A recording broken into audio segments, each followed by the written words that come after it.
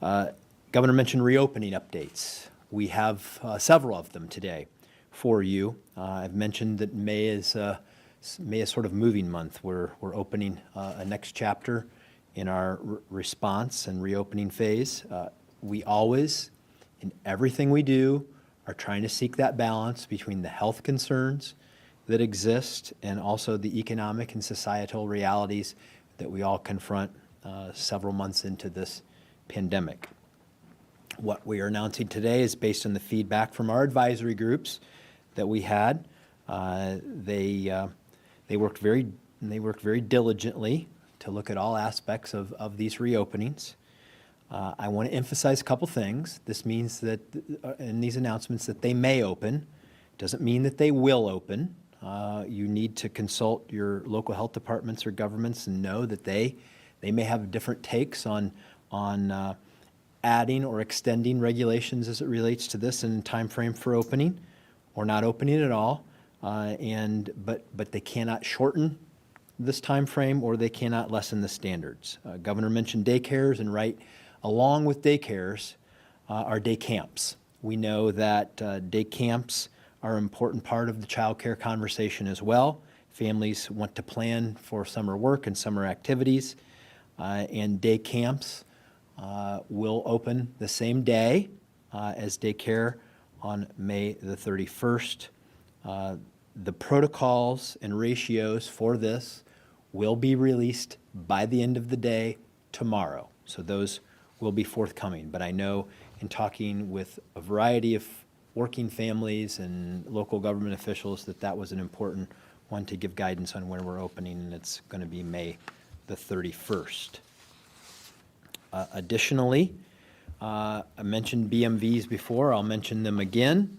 BMVs will open across the state on the 26th, May the 26th. I want to talk about certain services that are already available at the BMV because we want you to use the online services that are available. We've worked very diligently to get every service we can online, and we want you to use those when you can. There are services for online use for things like vehicle registration, vehicle plate replacement, scheduling a driving test, updating your address, paying license reinstatement fees. Active duty and deployed military members and their dependent families can apply for driver's licenses and ID cards and request duplicate licenses online. There are a variety of things like that that are available online. So go to the online services at BMV and see if they can serve you. But all other services will be open that you must go into a BMV for on May the 26th. Remember also that under House Bill 197, there are extensions on licenses and registrations that will still be in effect, that you will not go in and need to immediately renew these things. And frankly, we don't want you to, unless you have to. We know that there are certain circumstances where you may have lost a license, you need something like that to begin another phase of your life, a job, something along those lines, and that service will be available. But don't come in unless it's necessary. Use the online service as you can. Remember the website is oplates.com is the website that you can use to access those online services. Another thing that will be opening, campgrounds. Many of them are already open in a limited fashion throughout the state, but they will be opening up completely on May the 21st. They will have to meet certain requirements.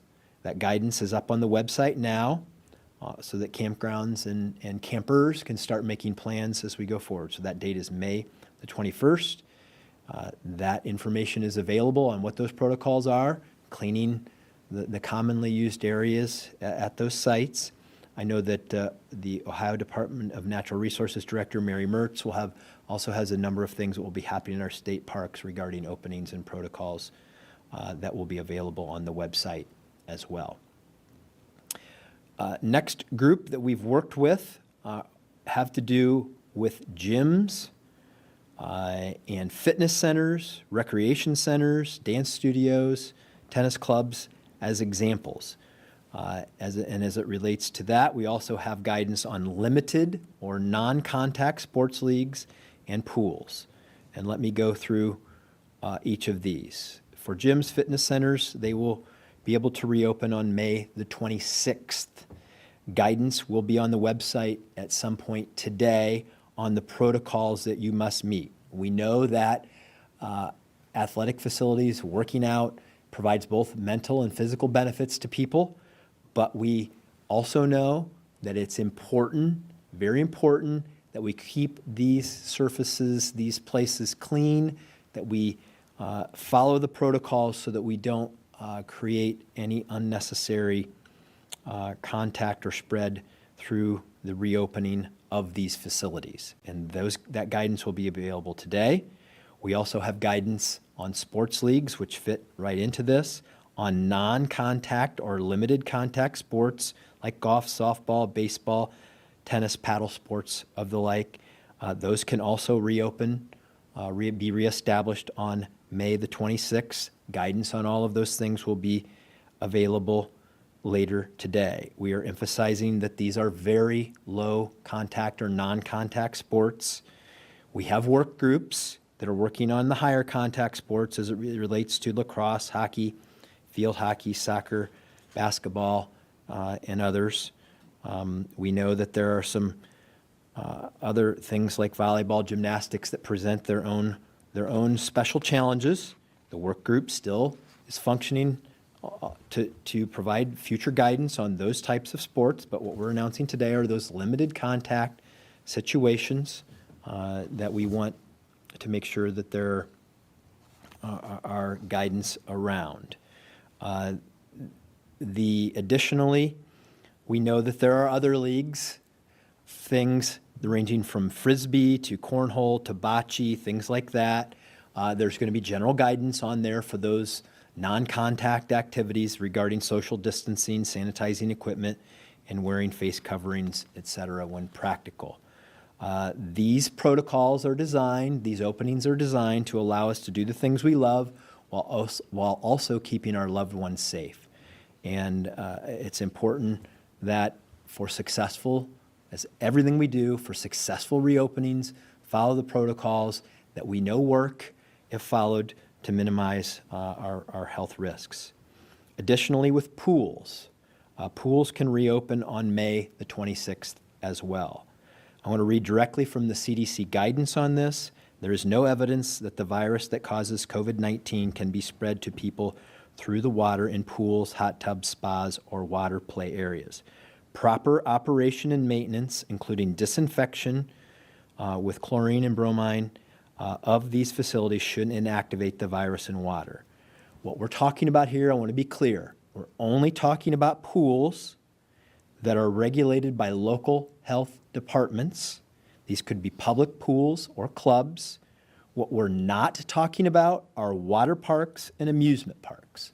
Those are not under this, will not be allowed to open under this guidance. Those are regulated differently, and those are being addressed through our travel and tourism work group.